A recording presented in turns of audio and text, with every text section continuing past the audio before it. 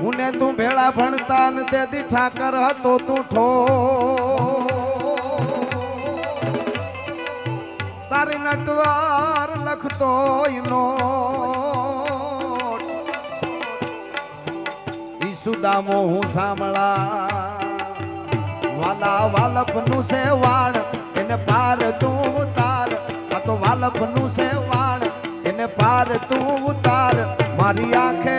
ઉજાગરા દીને રાત ક્યાં રમી આવ્યા કાન રાત લડી રે